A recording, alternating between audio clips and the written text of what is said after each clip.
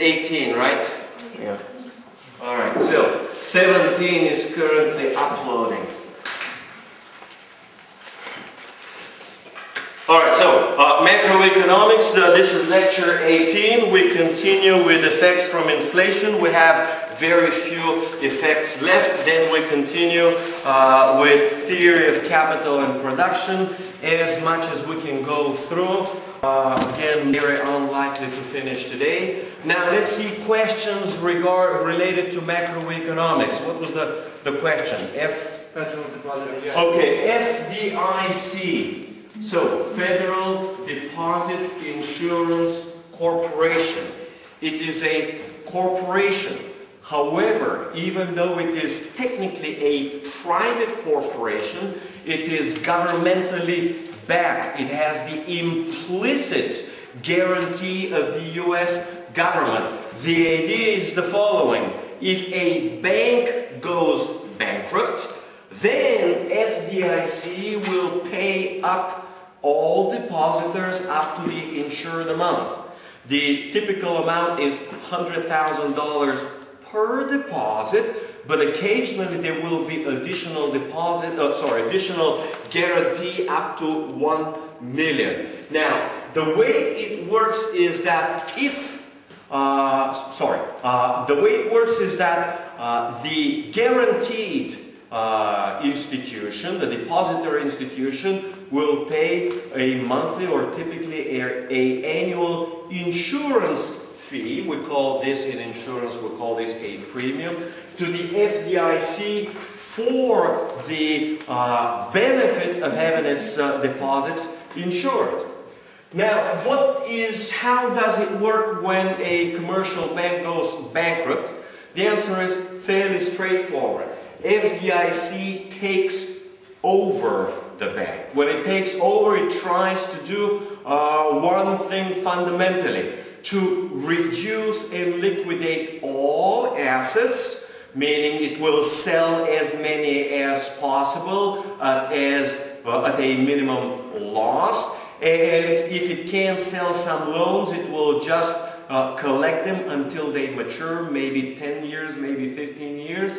And in the meantime, it will try to satisfy creditors. It will try to satisfy first claim. Will have, for example, employees that didn't get paid. Essentially, what you have is a bankruptcy proceedings, and according with the US bankruptcy law, you have certain specific priorities. First will get paid the lawyers, if there are lawyers involved, and they usually are. Then, second will get paid the courts, no matter what. And then employees, etc., etc., you have a ranking. So they will then pay up all depositors up to the stipulated or insured amount.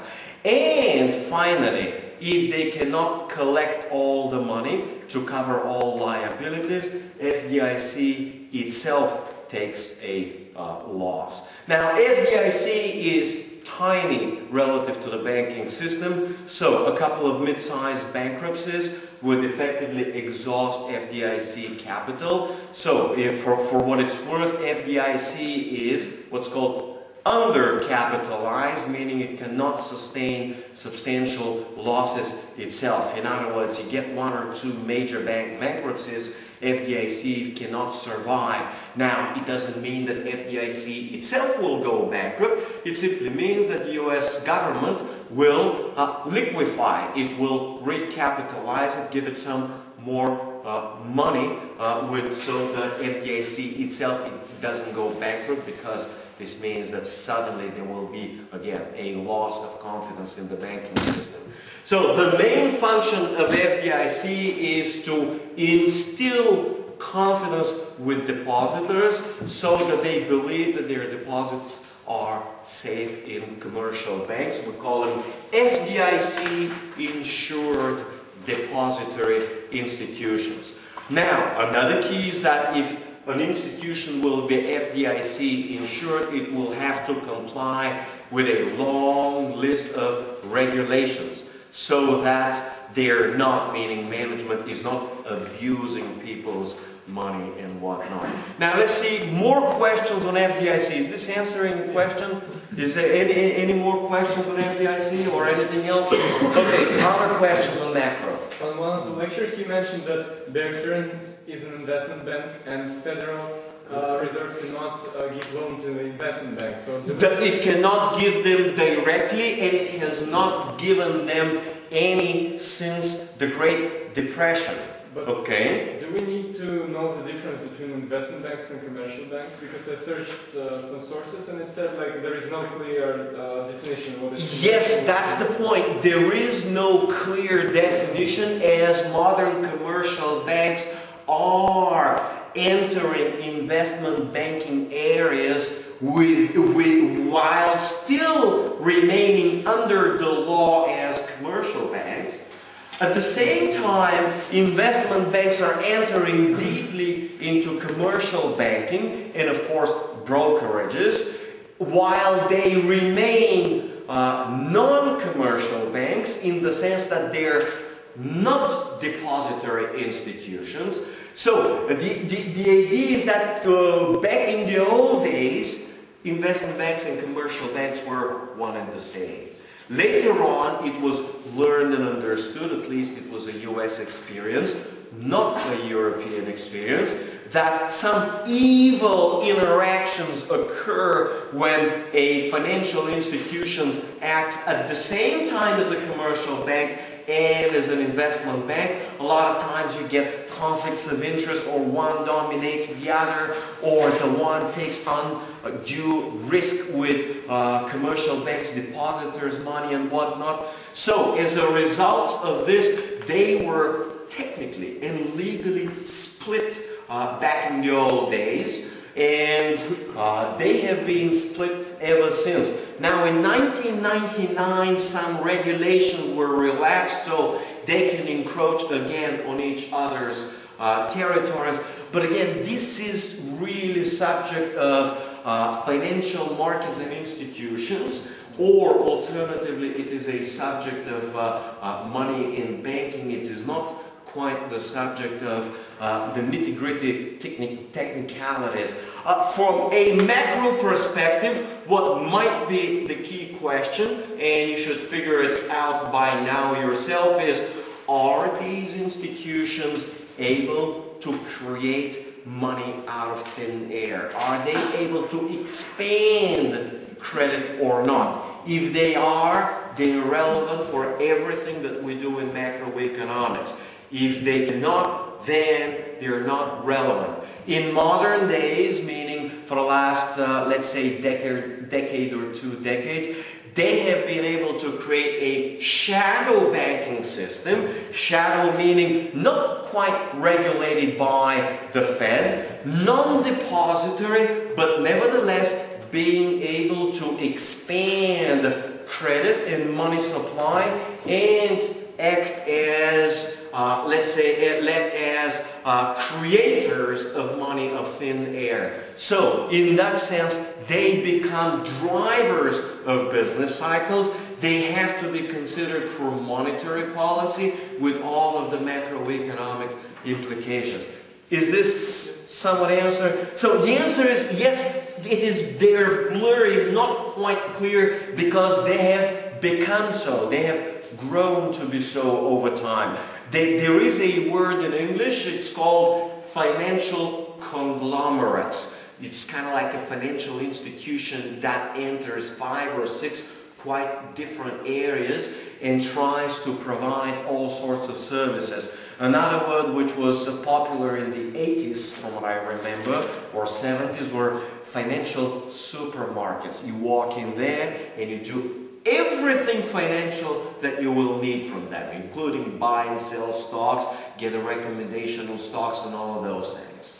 Again, answering questions, you two are having fun, right? Alright, so let's see. More questions before I get to the evils of inflation. Any more on macroeconomics? No? Alright. Alright, so we were up to bracket creep, and we covered bracket creep, correct? So now we move to 18, And 18 was what creates malinvestment. So 18 is creates malinvestment.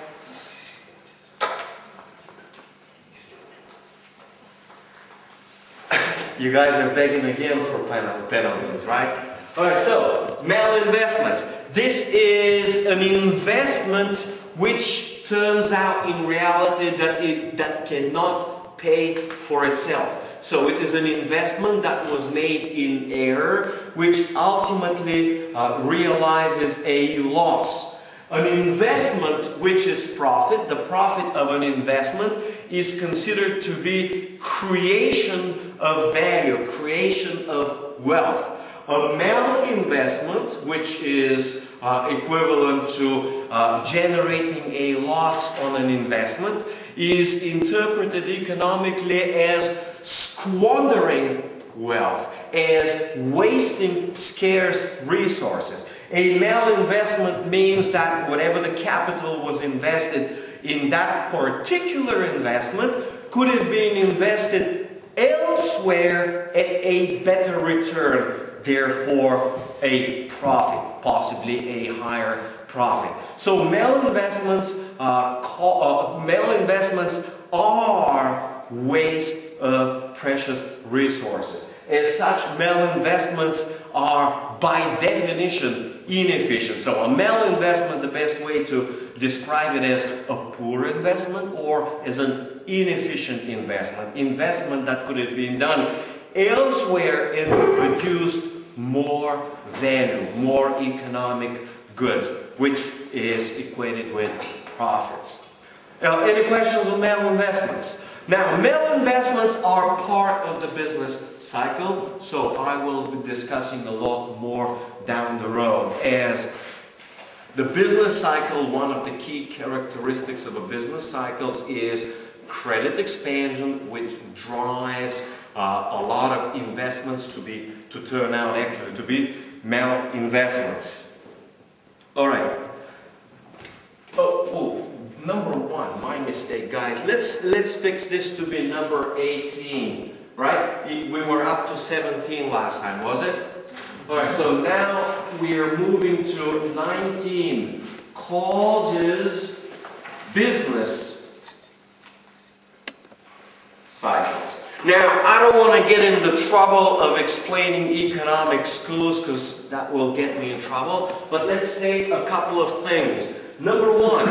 For the Austrian School of Economics, credit expansion, which is equivalent to inflation, is the one and only cause for business cycles. Now, the other major schools like classical, or what now is called New Classical School, or Keynesian, which now is called New Keynesian School, they all admit that credit expansion and inflation are very important causes and very important drivers of economic activity. They do not say explicitly that inflation and credit expansion is the one and only cause of business cycles. But they admit and develop at great length that inflation and credit expansion do have a role in business cycles. For example, Keynesians will say that, well, yes, they do have a role, but it is a more important role that of the labor markets. That labor markets have more significance to the overall macroeconomic fluctuations than business cycles. Of course, they allow for interaction between credit and the labor market, and of course, they allow the key interaction between credit, which fuels inflation, my mistake. Credit which fuels investments, and credit which fuels consumption. So, if credit dries up or is drastically reduced, for Keynesians, they will openly admit, and it's part of Keynesian theory, consumption will slow down, investments will slow down, and therefore overall output will slow down. Again, you will get very healthy dose for those of you who will be studying intermediate macro of all these other business cycle theories. I'll say some more when it comes to business cycles. But let's just say that a business cycle, as we get to study it at the end of the, within 2 weeks, you'll get to understand that for all of its goods, when, the good times turn bad, bad times are understood to be and are perceived to be evil. What is understood is that during the business cycle, the economy was not operating efficiently. As such, it is considered that business cycles will produce less wealth than if we just had simple, steady growth. Next, causes currency debasement. Well, this one is trivial.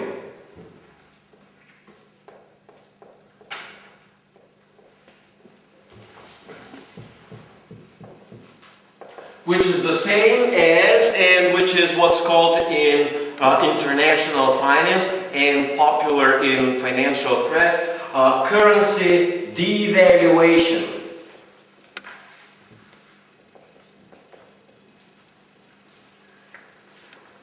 Now, this is something we have covered at great detail. I will not go any further to explain today. It is just part of summarizing all the effects. 21. Out of currency debasement and devaluation comes another consequences, more expensive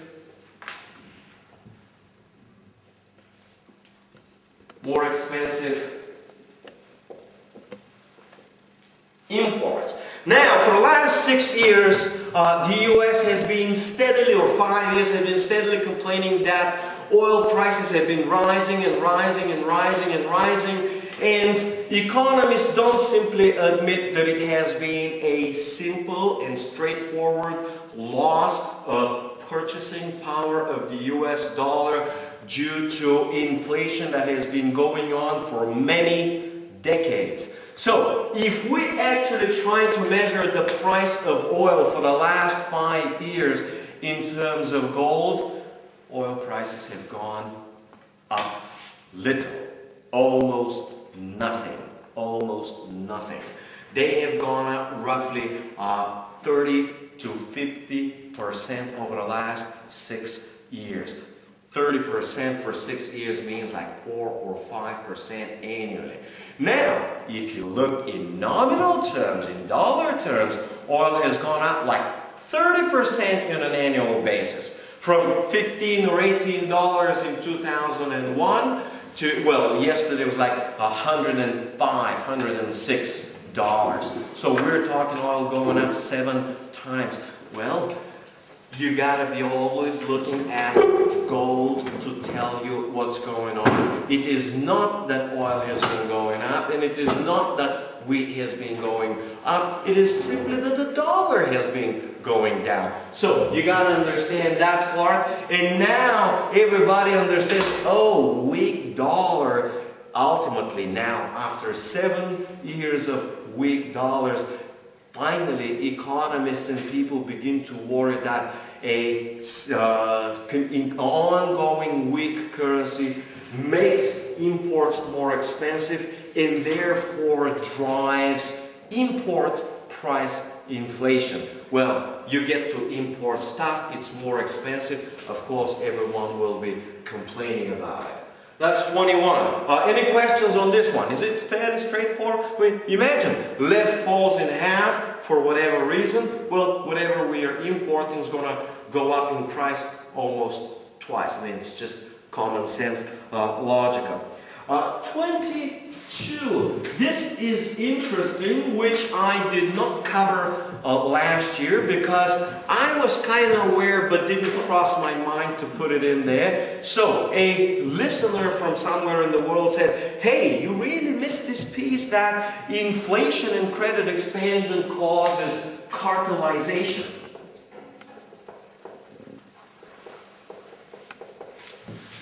Cartelization is the process of two or more producers, meaning suppliers of something. They may be suppliers of resources, maybe suppliers of final goods, getting together and coordinating their pricing policy and possibly cutting on their output so as to exert pricing power on the market and extract higher prices and therefore increase their profits or profitability. So what they would do is get or extract cartel profits. Now, how did we call this cartel thing also in microeconomics?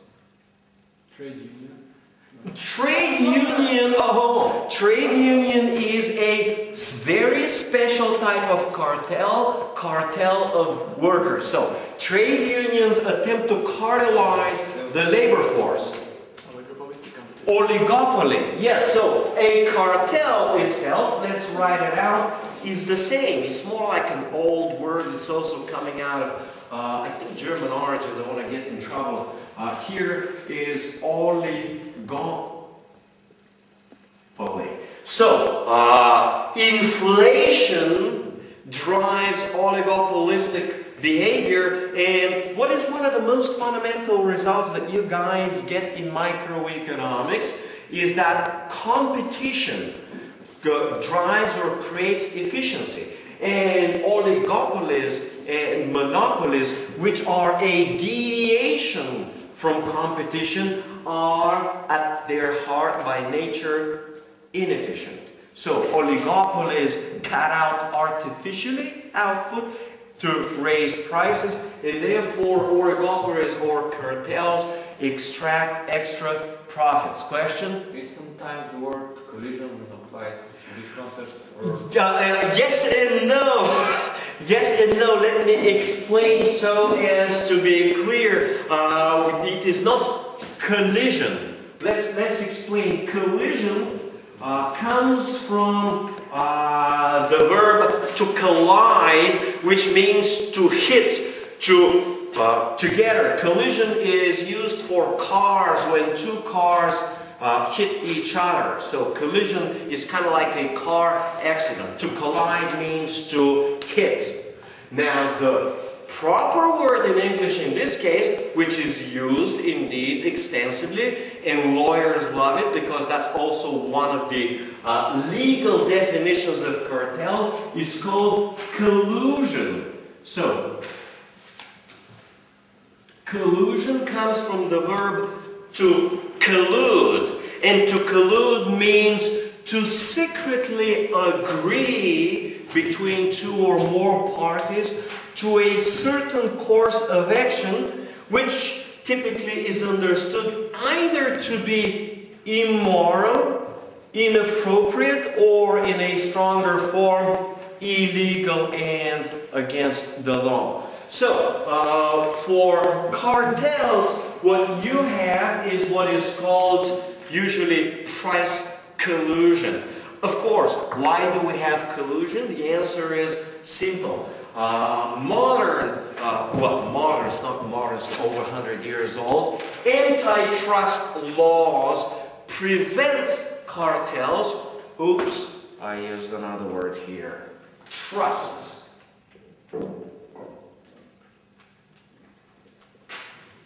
So trust has a completely different meaning. It is kind of like a meaning from 100, 200 years ago. It is occasionally used now.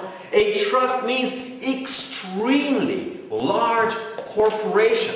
Sometimes a trust will mean a conglomerate of corporations. So a trust will be meant to have an excessive power in the markets, and it will have power either to purchase resources like labor or let's say coal, or power to sell its products, whatever it sells, like steel. So in the late 1800s, there were a lot of antitrust laws, and the idea was that as two or more businesses get together, they form a cartel, or a trust. So, in a sense, this is yet another word which provides the same meaning. So yes, collusion is used. It is almost always secretive.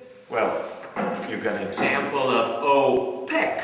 And OPEC is a classic example of a cartel, which, of course, we can't just say it's illegal, because this is like 3, or in this original case, 9 countries, now 11 countries that get together and decide, hey, we're going to manage our supply of oil, the quantity that we supply on the market, so as to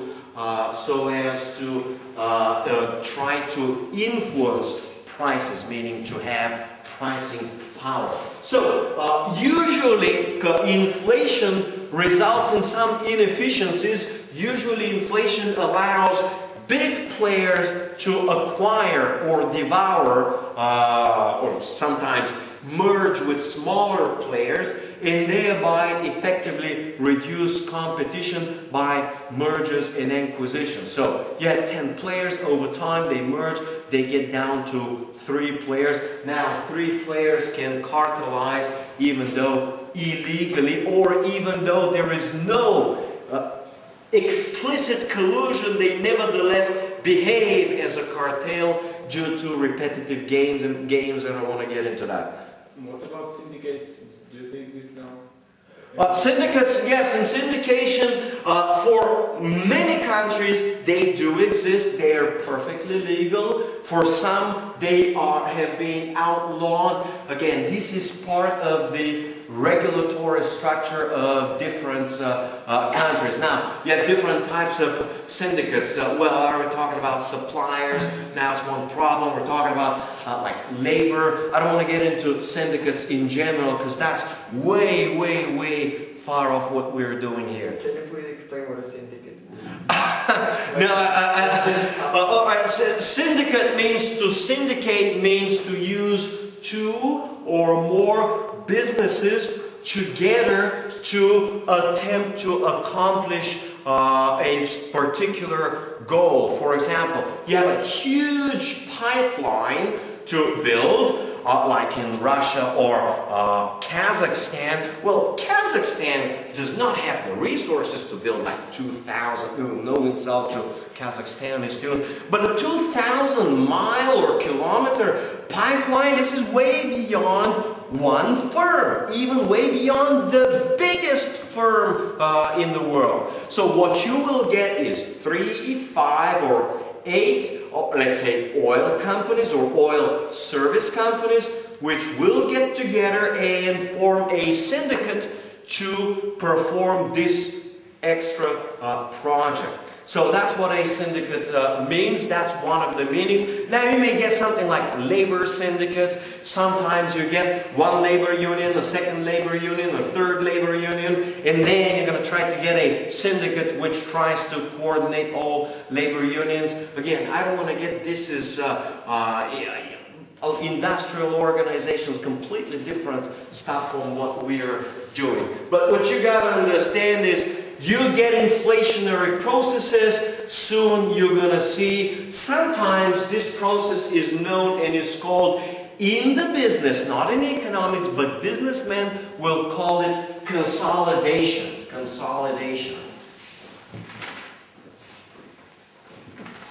Consolidation is the process of reducing the number of players in the market, sometimes to create efficiencies, sometimes to reduce competition. Again, I don't want to get in trouble now with consolidation, because a lot of time consolidations occur in market busts, where a lot of weak businesses, rather than completely go bankrupt, get acquired by a stronger business. One of the classic examples of consolidation was Bear Stearns, which was effectively bankrupt. got acquired by JP Morgan. So that was one example of the industry consolidating. So consolidation means a smaller number of larger players. Right, let's say more questions on it. Now, 23, that will be the very last one, 23. And 23 is causes speculation. Speculation, it has to be understood as market speculation, as stock market speculation, as real estate speculation, and bubbles. And again, I'm, spending a whole lecture on bubbles in my investments course. I don't want to get into trouble of explaining what a bubble is, but it involves basically a massive borrowing by investors and speculators alike to invest in a particular asset or asset class, like stocks, like it was in the late 90s, dot-coms or telecoms, with the expectation of excessive profits. Well, now same thing is happening in Bulgaria. Well, it's happening, in Estonia. Practically all of Western Europe and Eastern Europe is engulfed in a massive real estate bubble. Exceptions will be currently former Eastern Germany. Now the bubbles are bursting already in Ireland. In Spain, the Spanish economy is suffering. Just recently there was an article, Ireland is running out of luck, which in reality means real estate bubble that has fueled the Irish economy for the last 4, 5, 6 years is finally bursting. So the credit expansion, it's ending, and now the Irish economy is switching from a boom mode to a bust mode. So it is suffering all the bad consequences of a classical bust. We'll study this in about 2 weeks. So again, it causes all of these things, but initially it is not perceived or understood that inflation and credit expansion is driving these. Always after the bust, and after the bust has been well understood, usually takes 1, 2, 4, 5 years and sometimes a decade, only then it is understood that the previous speculation, which was fueled by credit, easy credit, was the driver. But now all Bulgarians will simply tell you, hey, we are all going to be rich by investing in real estate. So they are all buying real estate with credit, driven and fueled by credit expansion, not by their own savings. All right, any questions here and any questions on the topic before I switch to the next topic? Any?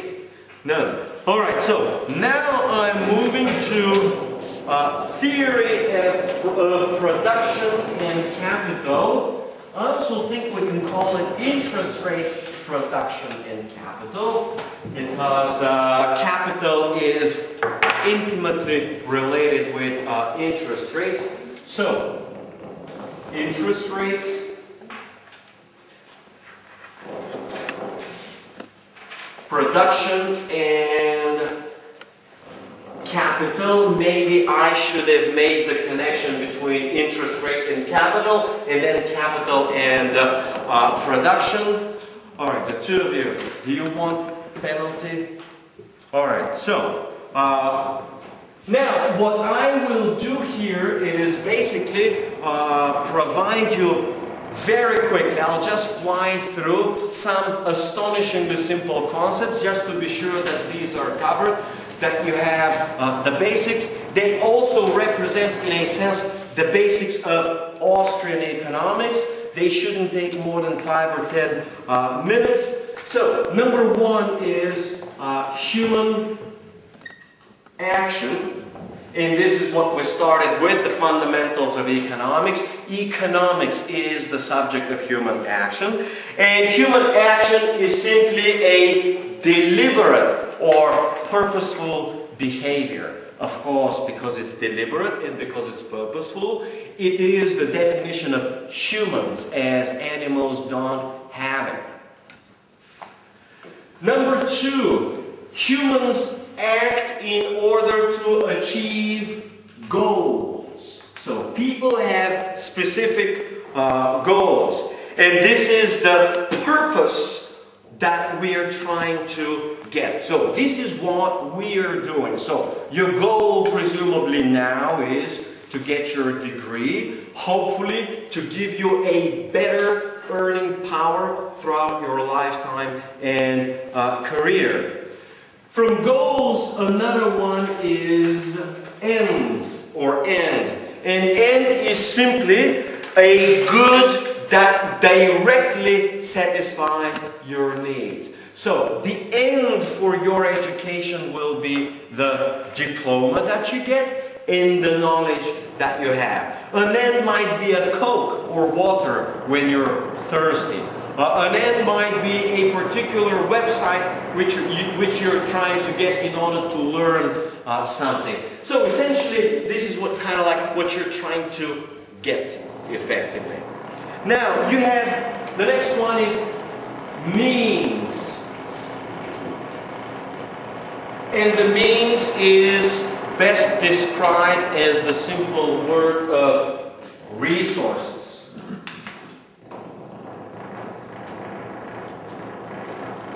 And the same as inputs. This is what you have at your disposal in order to attain a particular goal or in order to get to the end you want to get. Then you have the fundamental concept of utility. And of course, utility is simply the benefit, the satisfaction, which is subjective to each particular person.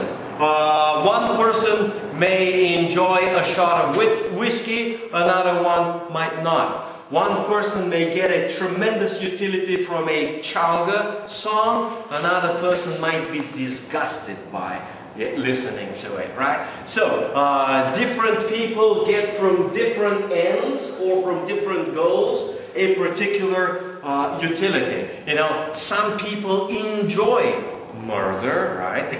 They got their name, and other people just detest it. You know, if they see a murderer, they want to murder the murderer, right?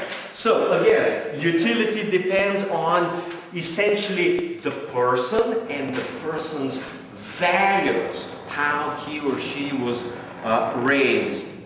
Then we get to the other basic concept of scarcity. I don't have to discuss a lot more.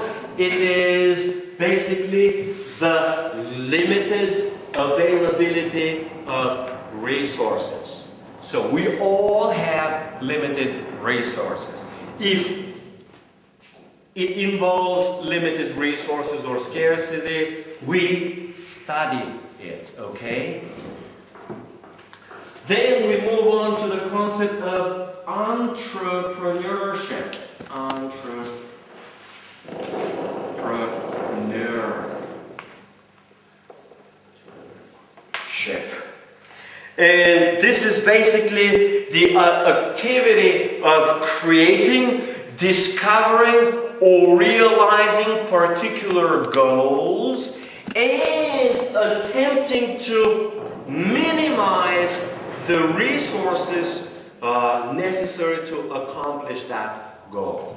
In other words, hey, entrepreneurship is number one, identifying some ends or goals on the market. You gotta identify what is needed. For example, an entrepreneurial activity will be when me and my colleague professor from the business department who teaches finance will say, hey, it looks like there is in Bulgaria a market or a need. A lot of people have the goal of attaining some basic financial education.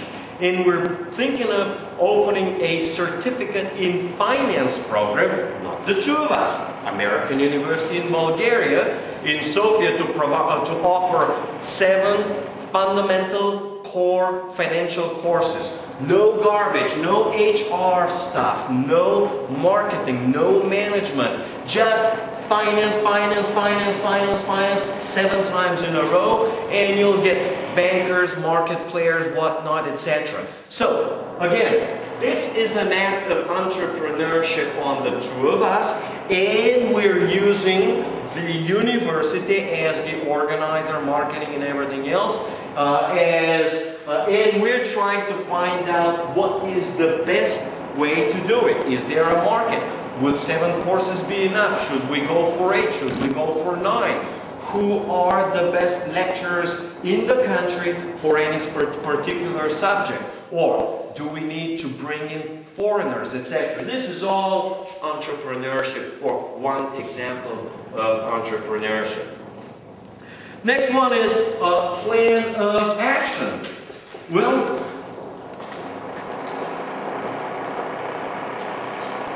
plan of action is used in business, and the slang for it is simply the game plan. So we met with Miroslav and said, okay, so what's the game plan? Number 1, we make a little proposal. Number 2, we outline the contents of each course. Number 3, we bring it to dean, provost, and possibly later on president. Number 4, we brainstorm. Number 5, which is the key part, we make a marketing research. Is there going to be indeed a market like the two of us think or believe? Number 6, a pricing decision. Should we charge per course? Should we charge for all of it? Again, a lot of different issues. Well, this is all a plan of action, including that, hey, we should be planning to start in September because it's going to last 9 months and it better end by June, as July and August you can't get them to study. So that's an example of a plan of action. Anytime you have entrepreneurial activity or in general economic activity, when we say economic, sometimes it simply is meant and understood as production activity. You gotta have some plan. Sometimes it's known in business as a business plan, all right? Next, you have is it 9? Let me make sure. Plan. No, that's my mistake. Stages of production. Stages.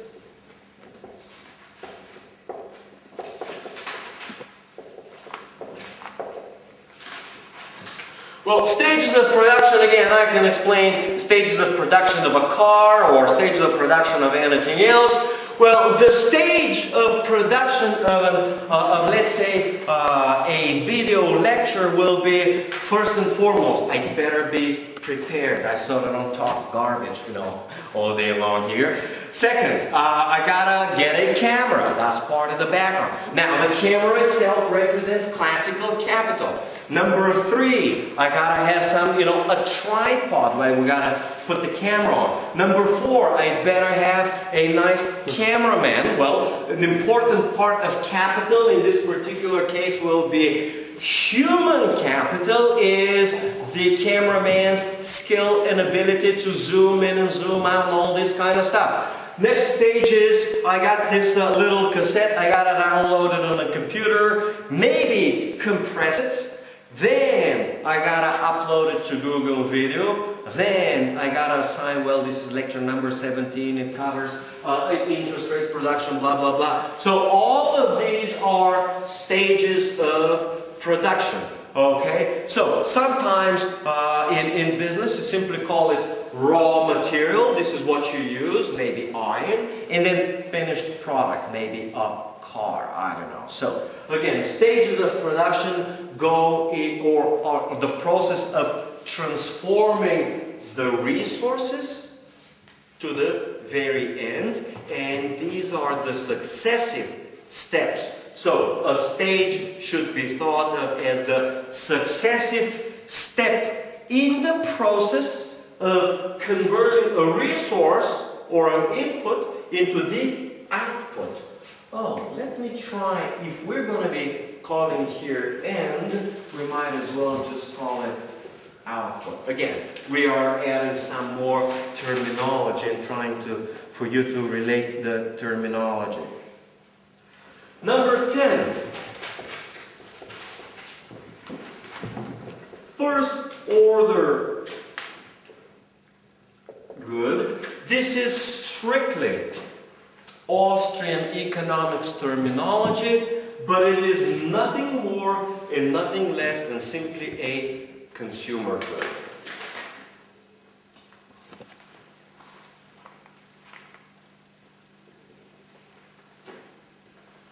Oh, now I gotta define what is a consumer good. So a consumer good is a good which is like an output and serves to satisfy a particular human goal and brings direct utility to the consumer. So consumer good brings utility, is effectively output which is associated with some goal. So you're thirsty, water will be for you a consumer good. Alright? Now, an example of the consumer good and respectively capital good will be this camera. Do you guys think of this camera as a consumer good? Yeah, well, that's how it's sold. But in reality, at least we use this video camera for production purposes or education purposes. Again, this camera is a classic example of a capital good, or as for short, capital. Okay? So you understand the difference? So this camera is not a consumer good. For you guys, the consumer good itself will be either the lecture itself or the Windows movie file, which you get on the internet, you click and you actually watch. That will be the consumer good. Of course, the classic example of a student consumer good, of course, is beer, right? Alright, so, well, she says, no, we don't like beer. Okay, question. Can it be like personal, for example, the same as beer? For somebody it's going to be a consumer good because it satisfies the need, for someone it's not. Because yes, of course, that is one of the ideas in economics, is that certain goods may act for some people as consumer goods, while for others they will act as capital goods. Indeed, classic example will be a car. And a car could be used as a taxi, in which case it is a capital good. For others, they just use it for personal transportation. And still, you could have a taxi driver who uses his car mostly to make money as a taxi cab, but at the same time, he could use it to drop his kids to school, and he could use it for personal.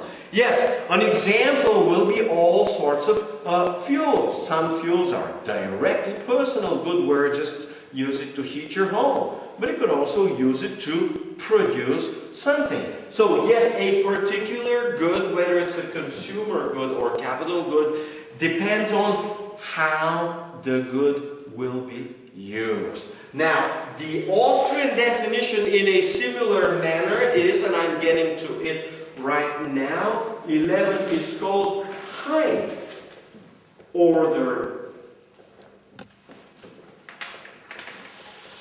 good. So, the order of a good simply refers to the remoteness from the consumer. A first order good means it is next to the consumer. It is close to the consumer, and the consumer will consume it. A second order good is a good that needs to go through one more step before it gets to the consumer for direct consumption.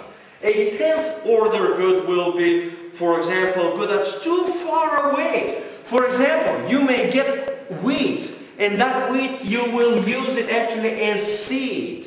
So, number one, wheat. Number two, step of, again, which are the steps? The steps will be, in this particular case, stages of production.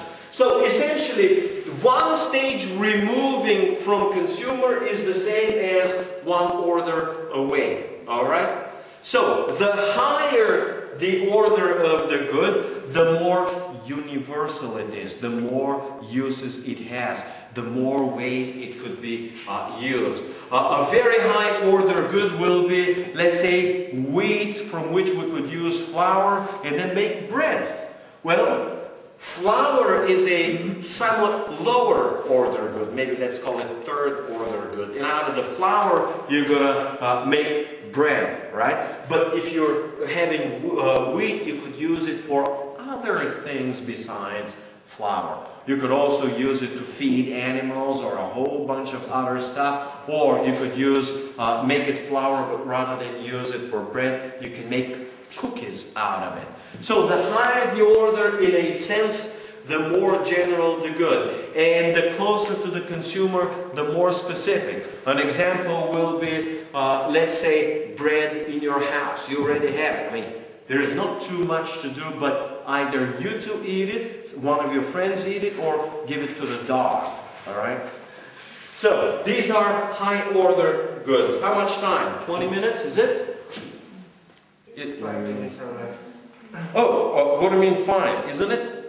No, my watch is 3:10. Okay, so is it 3:10? We got 5 more minutes? Yeah. Okay, 5 more minutes. We cover some, and I think I should have no problem to cover for the half of the lecture on Friday when you have your exam, right? And after the exam I should be able to finish off. So 11.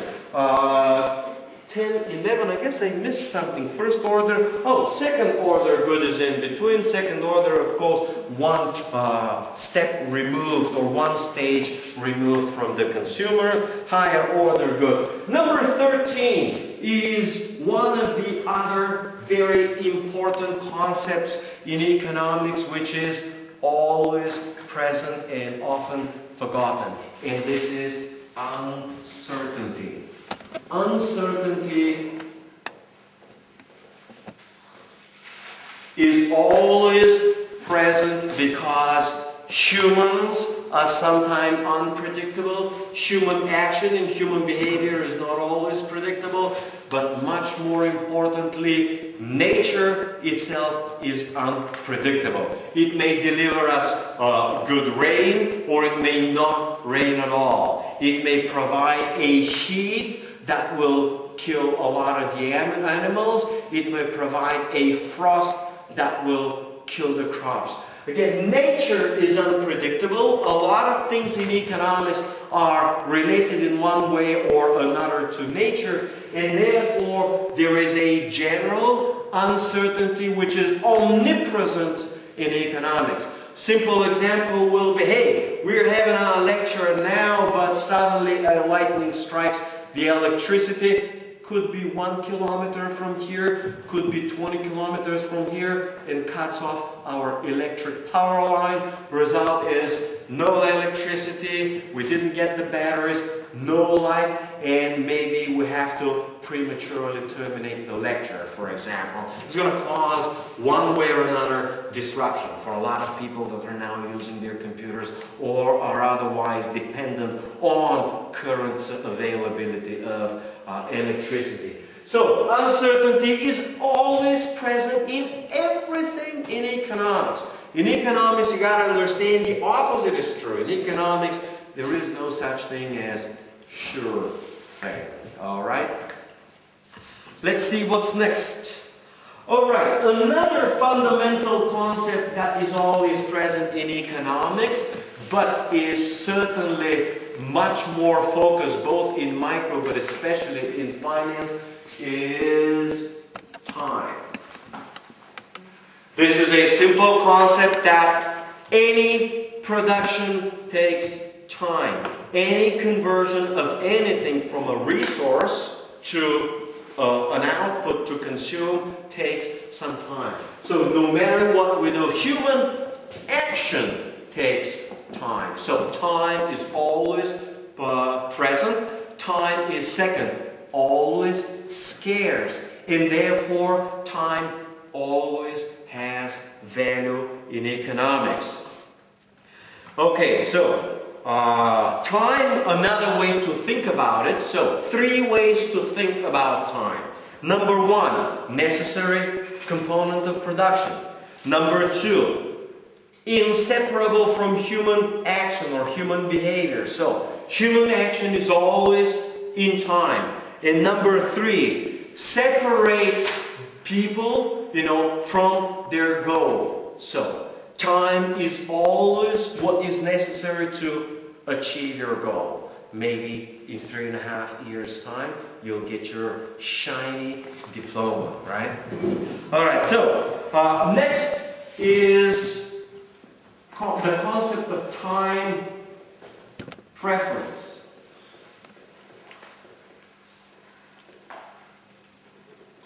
Time preference in economics is axiomatic.